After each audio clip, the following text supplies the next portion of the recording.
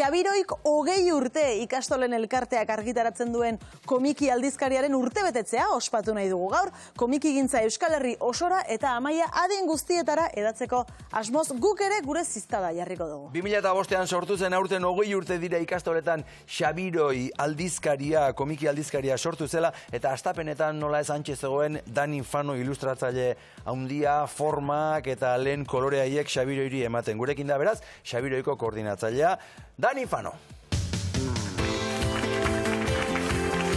Apa, Dani. Aspaldiko, Bai. Aspaldiko. Intzatik Xabiroira. Intzatik Xabiroira. Saltoka. Bueno, eskuartean dakartzazu Xabiroiren aldizkari ale batzuk, ez da? Artu ditzakegu Bai. Amaiari ere emango digu, bai. Gaur irabazi barko jo. Hauek izango dira azken aleak, ez da, Dani? Azken aleak edo? Azkenetakoak. Azkenetakoak, ez? Bai, okerrez palima gaude, 20. azken atera duzuen berezia, ekainean atera duzuena, 76. da. 76. Badira batzuk,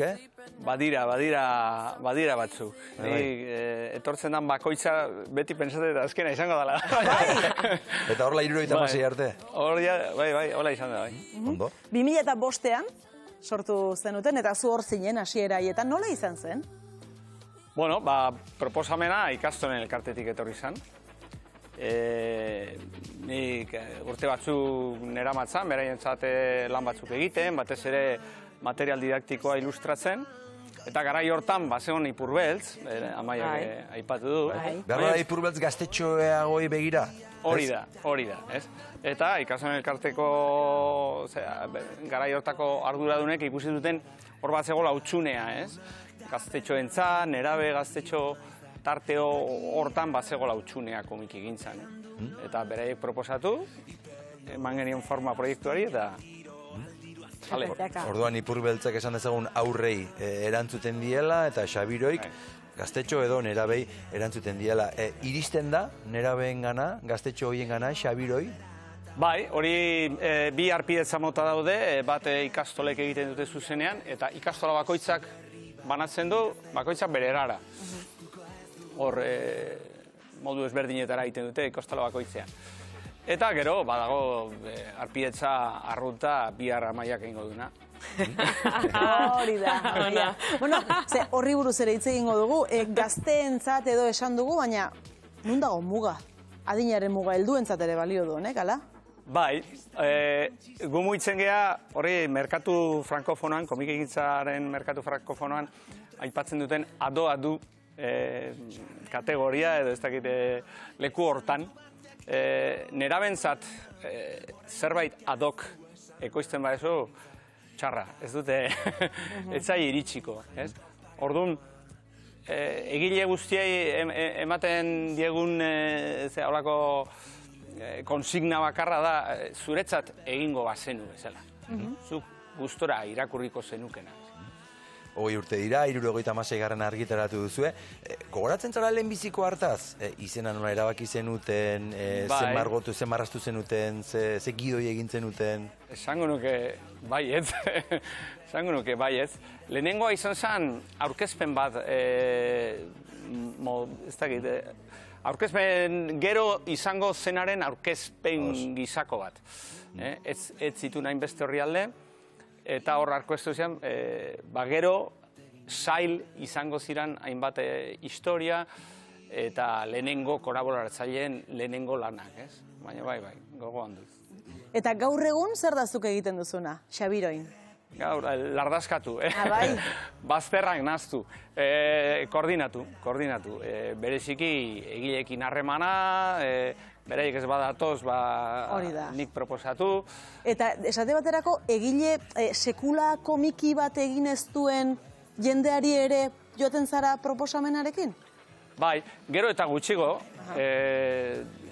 trebatu delako jende asko Xabiroiren inguruan, baina bai izan zen lehenengo urtetako erronka bat, erakarri komikigintzara, komikigintzakoak ez ziren personak. Bereziki historia sortzaileak eta gehien bat gidoigileak edo idazleak erakarri komikigintzara. Gaur egun hori bere garaian, Arkaizkano, 2005an hasi izan horietako bat, gaur egun Gido Hilaria da, orduan ja ez da, ez zaio arrotza, ez, lan hori. Dani eta gero etorriko da Xisko eta berak agian kontatuko digu, baina berak esana da zuzerala magia egiten duena tandenak osatzen, ez? Eta elkarrekin segula lanik egin ez duten bi, ez? Uztarri berera ekartzen, beti ez da magia hori sortuko edo bai? Ez, beti ez. Zuk izan dezakezu olako susmo bat, ez? Bi hauek ondo moldatuko dira. Edo izaeraz, edo lan egiteko moduaz, edo historia mota hauek honek ondo marraztuko zituen, horako susmoak badituzu.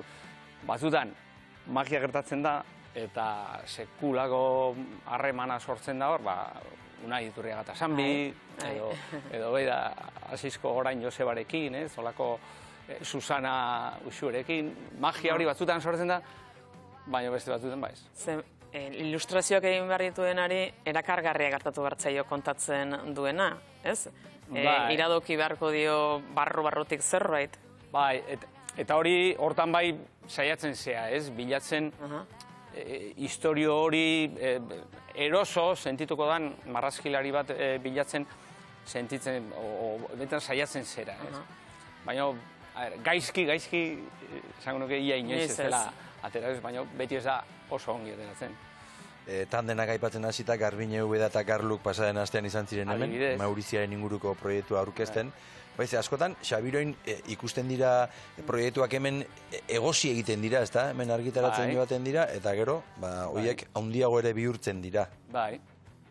Urtero, ateratzen dugu, atalka kontatu den zail baten bilduma. Hain zuzen, lan horri beste bizitza bat emateko, ez?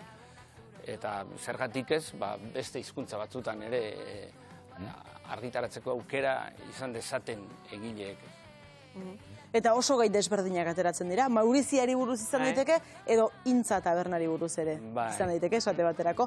Baduzu ale gustokoren bat, kutxunen bat, hori oso zaila da. Zaila oso. Gogoan ditut, oso agian gehien hiltzatuta ditudanak izango dira zail izan zianak, gero bilduma bihurtu ziren horiek, baino tartean egon dira Intzakoa bezalako elkarlan puntual batzuk sekulako perlak izan zirenak, eta, horiek hor gelditu ziren, eta ezingo nuke. Den esan diguzu momentu batean, pentsatu izan duzula, hau azkena izango da, eta beti azkena izango da, eta 76garrena argitaratu duzu 20 urte pasa dira. Aurrera begira nola irudikatzen duzu Xabiroi? Hemendik ez daki zenbat urtera, zango dugu. Ez dut imaje, ez dut jolas hori praktikatzen. Komiki gintzan, ezinezko da jolas hori, miraria da. 20 urte betetzea miraria da. Ikusi ditugu zientoka aldizkari desagertzen, euskerazkoak eta euskerazkoak ez direna. Eta zenbaki bakoitza. Hurrengo helburua da hurrengo zenbakia. Egile zaharrek edo sortuko dituzte historio berriak, eta etorriko dira egile berriak historio berriekin. Horiek izango dira erronka txikiak, erronka handiak, ez gaude erronka handitako.